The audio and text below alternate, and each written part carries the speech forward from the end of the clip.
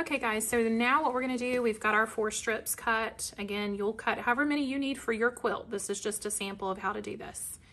But you'll have your quilt strips. You also need a marking pen. I like to use this one. It's the Dritz air and water soluble pen. You'll need some type of ruler like this and some pins.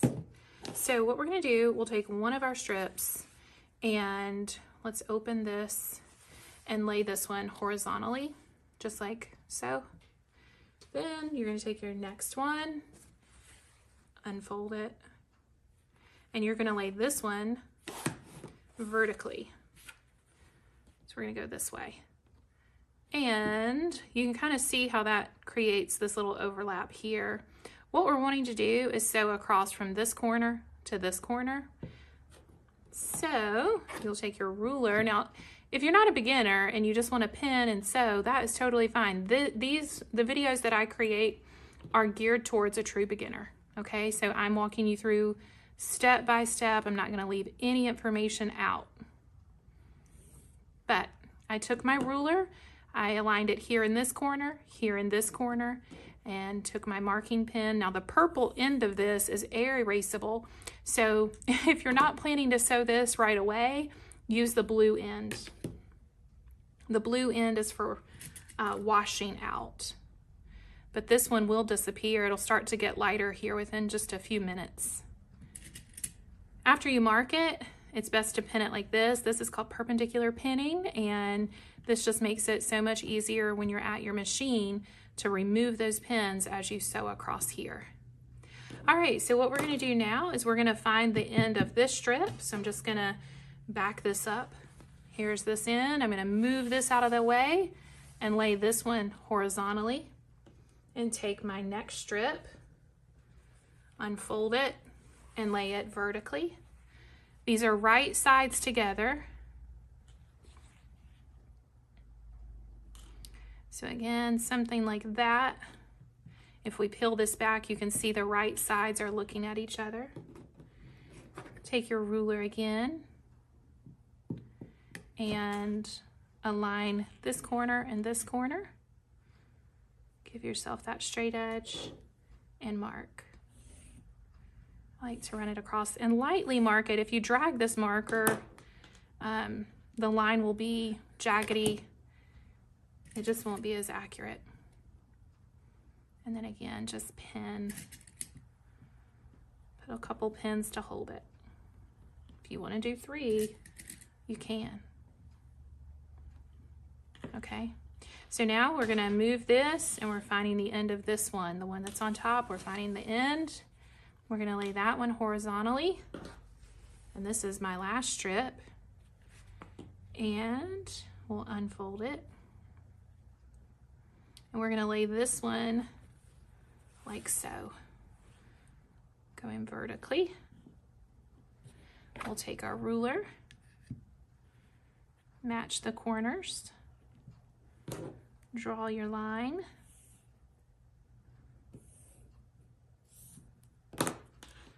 try not to shift anything, and pin. So the line that we drew is where we're going to sew. We're going to sew directly on that line. All right, so now we have all of these. You would continue until you do all of your strips. And now we'll head to the machine. I'll show you how to sew these. Okay, so now we're ready to sew these together. I wanted to talk for just a second about when we're sewing, how we have to use a guide of some sort. So you see the purple guide here. When we're sewing a seam, we use a sewing edge like this one.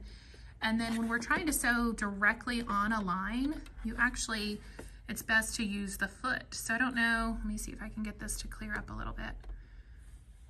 We'll go there maybe. But can you see this little slit through here, this little opening to the foot right through there? That is what we want to align with the line that we drew. So give me a second. So as I'm sewing, what we're gonna have is that line that we drew, we're going to steer it towards that opening or that slit on the foot. And the needle will be centered back here, in which it will create a row of stitching directly on the line. So just like that. And let's see if I can get this to clear. It's a little blurry there. Okay, so what we're going to do is find our first piece here, and we're going to take the line and just center it on this foot and sew across. I'm going to start right at the point there, right at that corner. Make sure my needle is centered, and it is, and I'm ready to start sewing.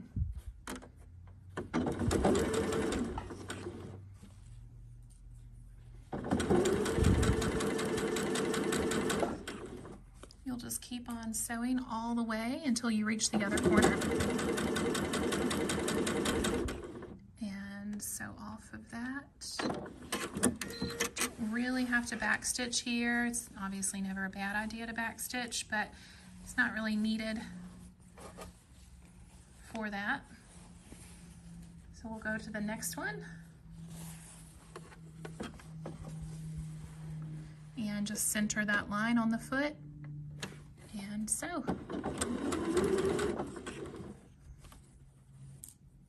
So again, as I'm sewing, I'm doing my best to direct the line that I drew right in between the toes of the foot.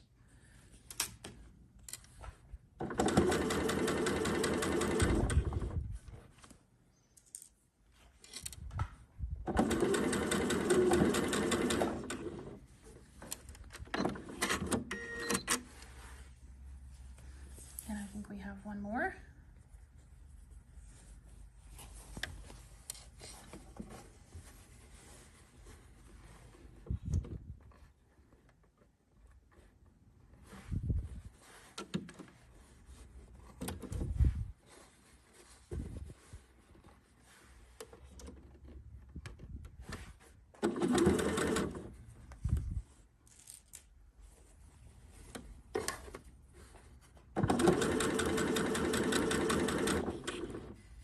Just wait until you get to your straight pins before you take those out.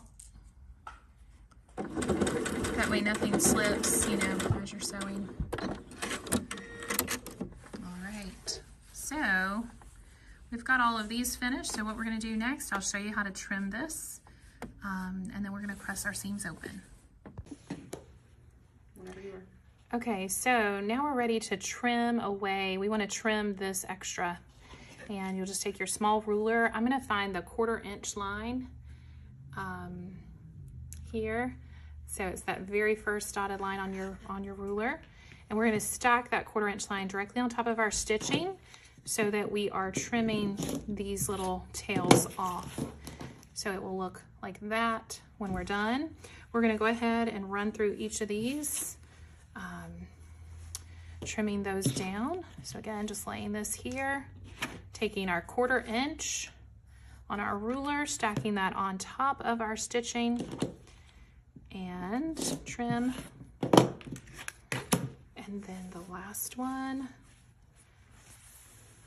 if I can find it, there it is, will be right here. And again, your 1/4 inch line will stack on top of your seam and trim. All right, so we're gonna head over to the iron and we're gonna press these seams open. Okay, so now we are ready to press our seams open. The reason we wanna do that is just to evenly distribute the bulkiness here.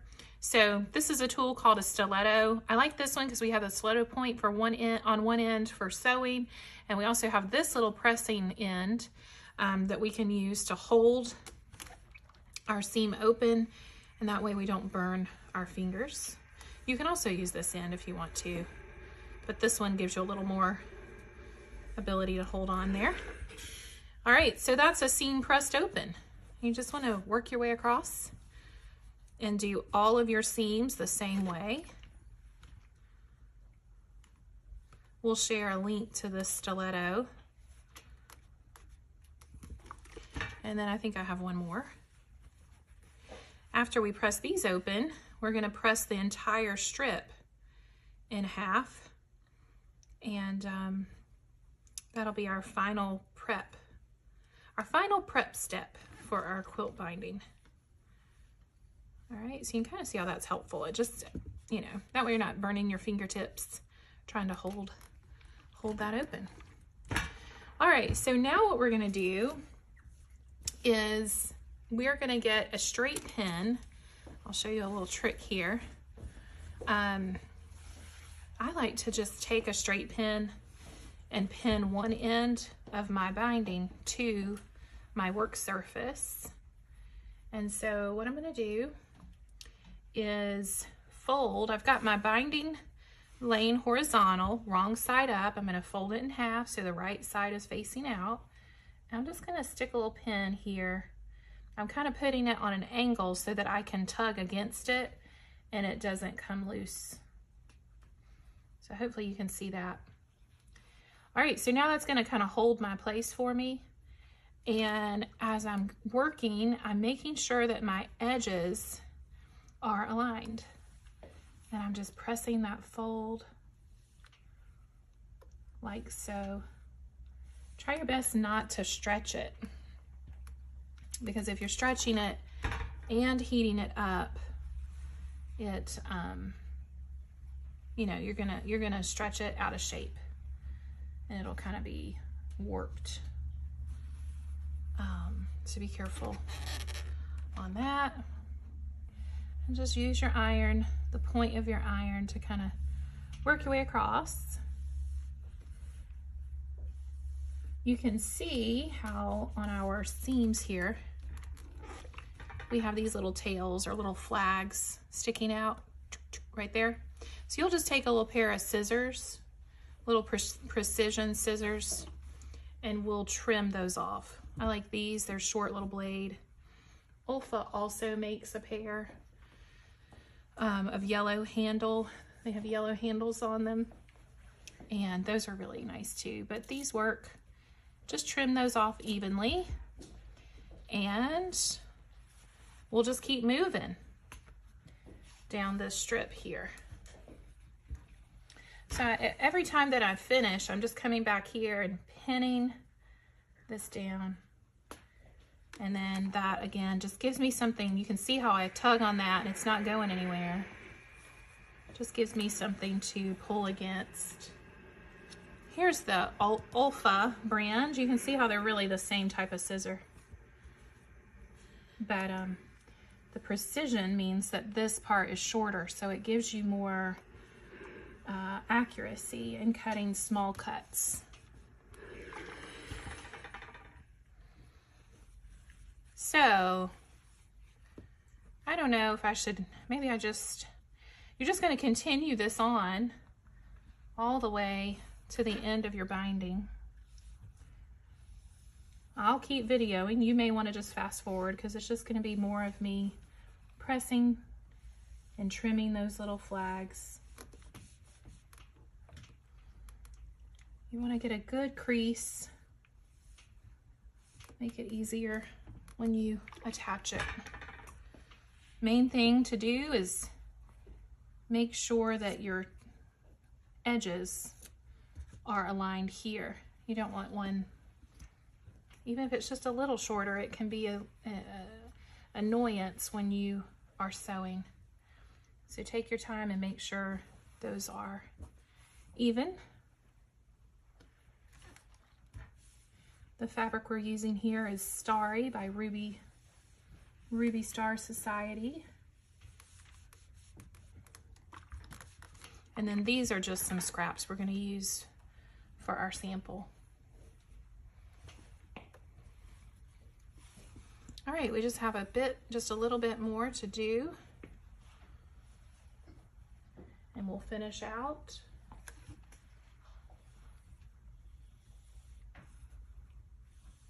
Just like that. When we were doing the cutting portion of this, I did want to mention that we were doing a straight grain cut. So in quilting, sometimes they will ask you to do a bias binding. but as a beginner, I would stick with a straight grain cut. It's a lot easier to control. The bias cut is a little more difficult. It creates a stretchier binding, you know, which is good when you're trying to turn curves especially. But for most quilts, that's just not necessary. It's like an additional headache that's just not really necessary unless you are gonna have like curved corners, something like that. And this binding prep could be applied to anything that you're wanting to make that needs binding. So, you know, if you're doing a bag, or maybe you're making the pot holders, things like that, you could apply this to any of that. This is just a binding spool holder. I think they're just cute. I don't know, they make me happy.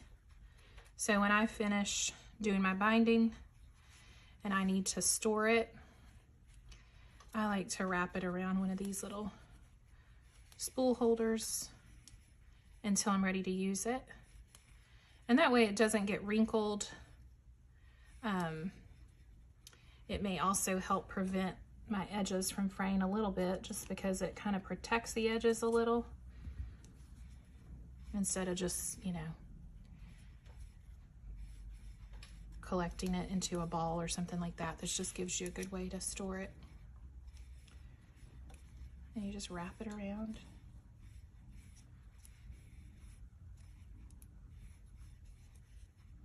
Sometimes I'll even prepare my binding as my first step, just because I'm not too much of a fan of making quilt binding. So I like to get it out of the way. And that way, by the time I'm finished with my quilt, it's almost like you know, I don't know, a happy surprise or something, that it's like, oh, I've already prepped it.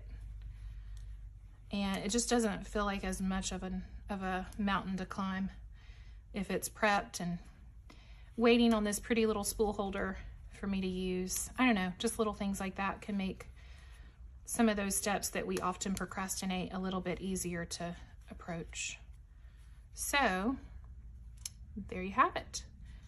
All right, the next video we'll go over how to attach it to your quilt.